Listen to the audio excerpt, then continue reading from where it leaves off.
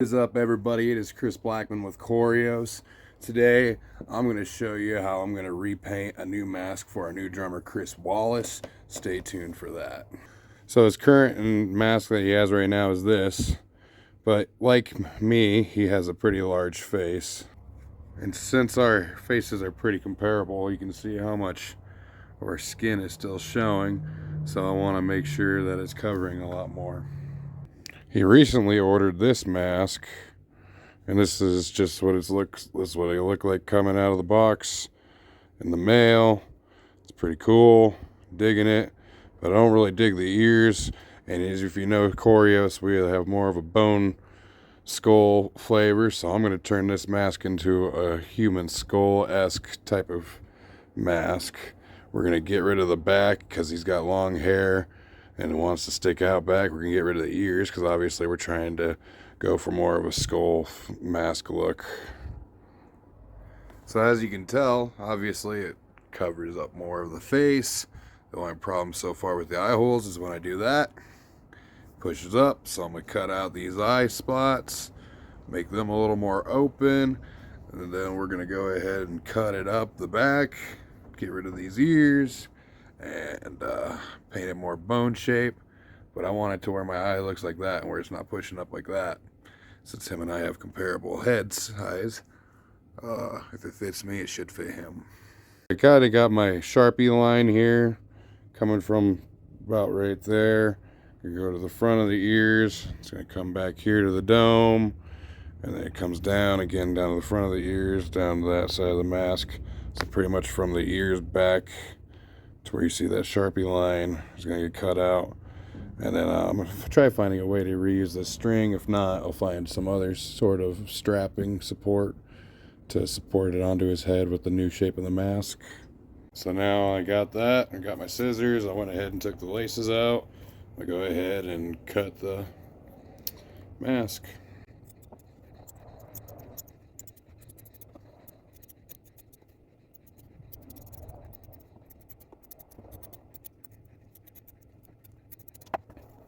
So as you can see now, I got pretty much where I took out the back, and it'll just kind of rock like that. So his hair can still hang out the back side. And yeah, we'll go ahead and cut out the eye holes next. Actually doing this right now, it kind of already makes it a little easier. But if he wants it suctioned up, still want to cut this bottoms out a little bit. So that'll be my next step. Now you can see where I reshaped the eyeballs to look a little more open and skull-esque. So that'll be what that's going to look like. And again, handy scissors. So here we go.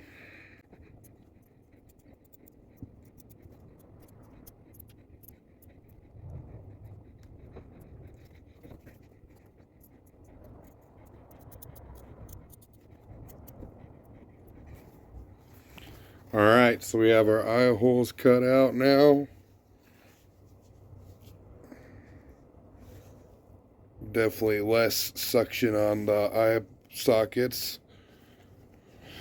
Digging that so far. I like it. I like it. I like it. Yeah, yeah. So that's pretty much the structure of our mask now. The eyes are definitely opened up more, got more of that skull-esque socket look to them. So this is the shape now of the mask. Now what we're going to do is we're going to take a black mesh similar to what we did here on this mask for the eyeballs, because he doesn't really want to wear a whole lot of eye paint. I don't mind doing it. Kellen doesn't mind doing it. Dylan and Chris like the more of that mesh look, so I'll find some mesh and we'll glue it on the inside of there so he doesn't have to paint his eyes as much. But it's coming together nicely. I'm looking at it, I really like this mask so far. I like the shape. One thing that I'm thinking though, to make it a little more skull shape, is to bring this up a little bit so it kind of has more of that jawline ridge kind of feel instead of that droopy flesh look, because obviously it kind of looks more like a skin face. So I'm gonna go ahead and cut this down to like this, where it kind of follows the beard line. He's got a big beard, so that won't hurt anything. It will honestly just kind of showcase the beard line a little more, and then it also keep it above the ears as far as support goes. I mean, we could do one back here, but it's just kind of rides weird on the ear there, and kind of goes a little weird on that ear. So again, I'm gonna make another cut before we move on. So here you can see my Sharpie line. It comes down here and comes back up obviously to the nose. Kind of matches the shape that this already kind of has. Both shapes sides are a little different. This one kind of has more of that natural shape, and then I got the Sharpie line from that ridge there up to where it will go right above his ears. So I'm digging that. I did make that first Sharpie mark on top, but I'm gonna go with the bottom one there because I think that's gonna make it look a little more equal on each side. So here we go.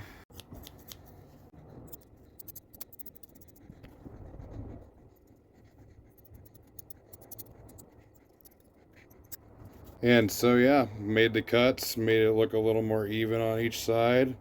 Definitely digging it.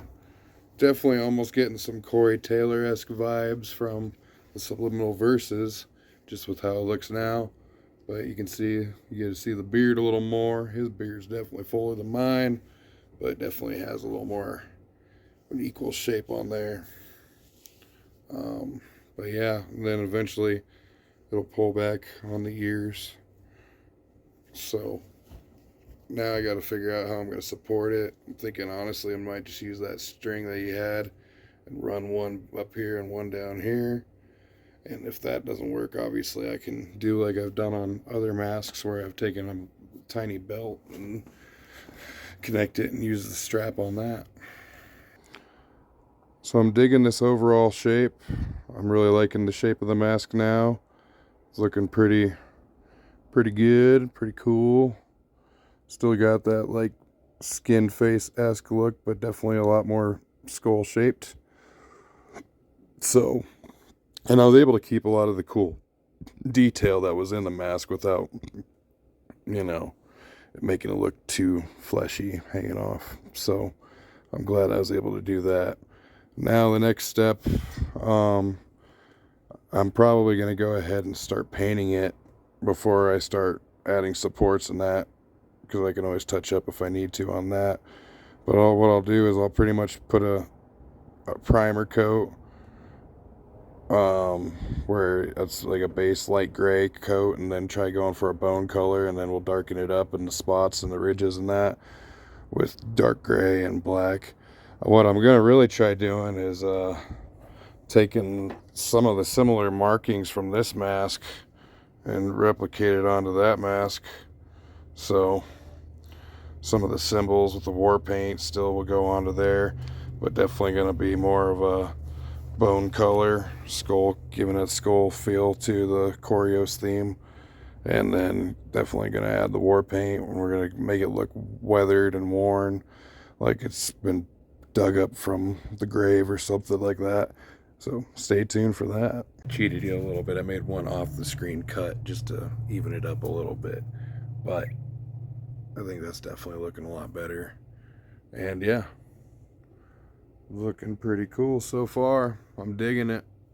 On to paint.